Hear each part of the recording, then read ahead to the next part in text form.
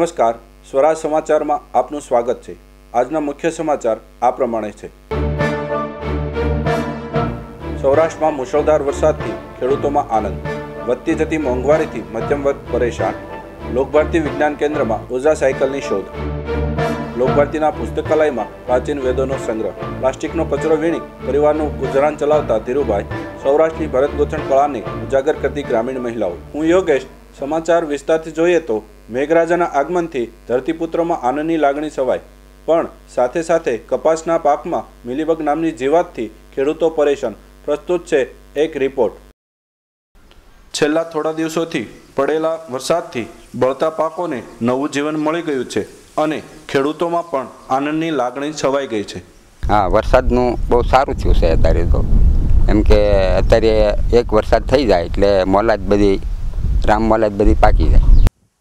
સારા વરસાદથી ખેડૂતો આનંદમાં તો છે જ, પણ સાથે સાથે મિલીબગ પ્રકારની જીવાતોના ઉપદ્રવથી પરેશાન પણ છે।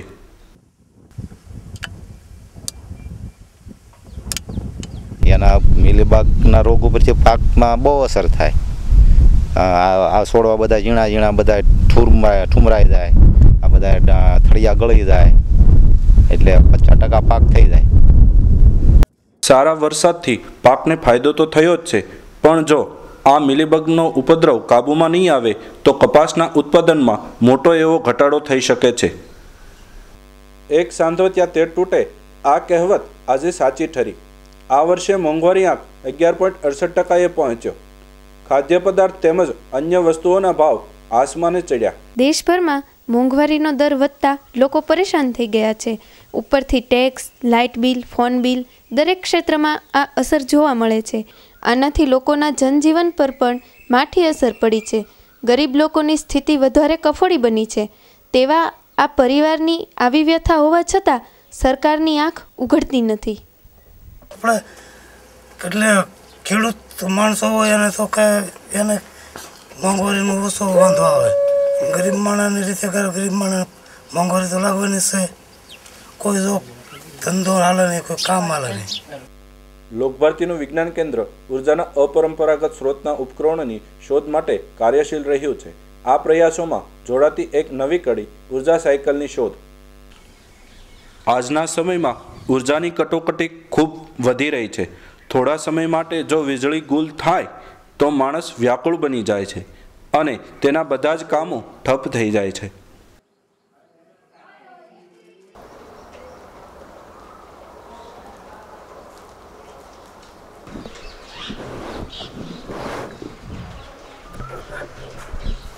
આ સાયકલ દ્વારા જુદા જુદા પ્રકારના રોજિંદા કામો કરવા માટે અમે એક આ પ્રયોગ કર્યો છે। આપણે આ સાયકલની મદદથી ઘણા બધા કામ કરી શકીએ, જેમ કે આપણે દળવાનું કરી શકીએ, પાણી નીચલી ટાંકીમાંથી ઉપલી ટાંકીમાં પહોંચાડવા માટેનું કામ કરી શકીએ, વીજળી પેદા કરી શકીએ। એ જ પ્રમાણે વોશિંગ મશીનને પણ આનાથી ચલાવી શકાય। આવા અનેક કામો આપણે આ પેડલ ફેરવીને કરી શકીએ, એટલે આપણા રોજિંદા જીવનના કામો સામાન્ય ટેકનોલોજીની મદદથી સામાન્ય માણસ કરી શકે એવા હેતુથી અમે આ સાયકલનું નિર્માણ કર્યું છે। ઉર્જા સાયકલનું નવનિર્માણ તો ખૂબ જ સરાહનીય છે, પણ લોકોની વર્ષો જૂની પરંપરા ચાલી આવી છે કે સ્વિચ પાડો ત્યાં પંખો ચાલુ, ટીવી ચાલુ, ફ્રીજ ચાલુ। શું લોકોની આ વર્ષો જૂની પરંપરાને તોડવી કેટલી હદે શક્ય બનશે? શું લોકો ઉર્જા સાયકલને અપનાવતા થશે કે નહીં, તે હવે જોવું રહ્યું। કેમેરામેન જતીનની સાથે હું સાજિદ, સણોસરા ન્યૂઝ। સૌરાષ્ટ્રની પ્રાચીન ભરતગૂંથણ કળાને ગ્રામીણ મહિલાઓએ આજે પણ જાળવી રાખી છે। જોઈએ સણોસરા ગામથી એક રિપોર્ટ। ઘરોની સજાવટ માટે લોકો આજે તૈયાર રાસ રસીલું ખરીદે છે। તેની સાથે ઘરને સુશોભિત રાખવામાં ભરતગૂંથણ પણ એટલા જ આકર્ષિત બન્યા છે। આ કામ પણ કંઈ સાધારણ નથી। તેને બનાવવામાં સમય અને મહેનત લાગે છે। આટલા ઝીણા ઝીણા મોતીમાંથી વસ્તુ બનાવવામાં મહિલાઓ મગ્ન થઈને કામ કરતી હોય છે। રીત રિવાજો પ્રમાણે આજે સાસરે જતી દરેક છોકરીને આવી અલગ અલગ વસ્તુઓ બનાવીને લઈ જતી હોય છે। તે એક વસ્તુમાંથી બીજી વસ્તુ બનાવતા શીખે છે ને નવી જ કલાનું સર્જન કરે છે। આમ આજે દરેક ઘરોમાં કલાને જાળવી રાખેલી જોવા મળે છે। પ્લાસ્ટિક આજે દુનિયા માટે એક સમસ્યા છે, પણ એ જ પ્લાસ્ટિક અનેક પરિવારોના જીવન માટે સહારો બન્યો છે. સણોસરાનો પરિવાર પ્લાસ્ટિક વીણીને કરે છે જીવનનો ગુજારો. આપણા માટે નકામો કચરો ભંગાર પ્લાસ્ટિક આપણે ઉકરડામાં ફેંકી દઈએ છીએ, પણ આ નકામો કચરો ન રહેતા ધીરુભાઈ અને તેની જેવા અનેક પરિવારોના જીવન નિર્વાહનો સ્ત્રોત બને છે. આવા તો ઘણા પરિવારો છે જે ઉકરડાઓમાં નકામો કચરો વીણતા હોય છે. હું ગામની ફરતા જે ઉકરડા હોય કે નહીં તેમાંથી જાય અને આ લોકો ઘરથી વાળીને કચરો નાખી દે.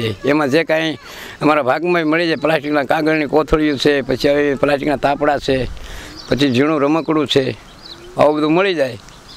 એમાં અમારું પેટનું ગુજારણ ચાલ્યા રાખે. પાણીથી લથપથ કોથળી, તૂટલા ફૂટલા કંતાન કે બૂટ ચંપલ ધીરુભાઈ માટે જીવન જરૂરી ચીજ વસ્તુ મેળવવાનો એક સ્ત્રોત બની ગયો છે. આ નકામો કચરો અને પ્લાસ્ટિકથી ધીરુભાઈ રોજના 150 થી 200 રૂપિયાની કમાણી કરે છે અને પોતાના પરિવારનું ગુજરાન ચલાવે છે. આમ આપણો નકામો કચરો ન રહેતા ધીરુભાઈ માટે કંચન સમાન છે. આ પાણીની થેલીના છે ને અત્યારે અમારે પાઉસના એના 200 રૂપિયાનો ભાવ આવે છે. પછી આ જે કાંઈ ઝીણું પ્લાસ્ટિક આવે ને તેના પણ 200 રૂપિયાનો ભાવ આવે છે. પછી આ ઝોડાના તળિયા છે, ઝોડા છે ને એના ઉપરથી છોટા કાપી નાખો અને તળિયા જ ખાલી ચાલે, એનો 100 રૂપિયાનો ભાવ આવે છે. પછી અમે સામે તાપડા પીડા તેના 160 રૂપિયાનો ભાવ આવે છે. પ્લાસ્ટિકના કાગળના 6 રૂપિયાનો ભાવ આવે છે. પૂંઠાના અમને 6 રૂપિયાનો ભાવ આવે છે. હવે ચાલ્યા રાખે આખો દિવસની અંદર વીણી એટલે જાજુની પણ મણથી 1.5 મણ ભેગું કરી શકીએ એટલે 150 રૂપિયાની તો રોજ અમારે સહેજે સુધી જાય.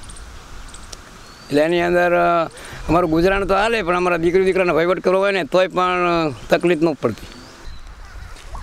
પ્લાસ્ટિક આજે વિશ્વની સૌથી મોટી સમસ્યા છે, પણ સણોસરાના આ ધીરુભાઈ પ્લાસ્ટિકમાંથી પોતાની જીવન જરૂરી ચીજ વસ્તુઓ મેળવે છે.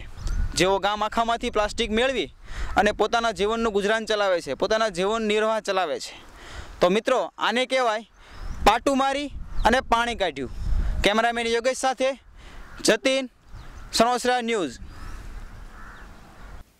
લોકભારતી સંસ્થા આખા ગુજરાતમાં શૈક્ષણિક કાર્ય માટે પ્રસિદ્ધ છે.